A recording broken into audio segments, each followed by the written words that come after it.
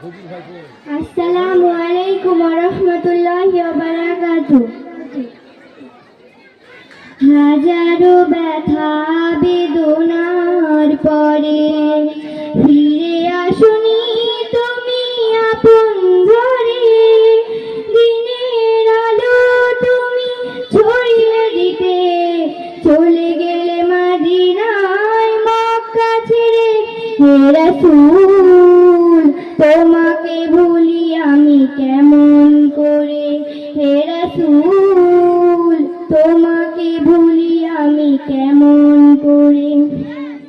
হাজারো ব্যথা বেদনার পরে ফিরে আসুনি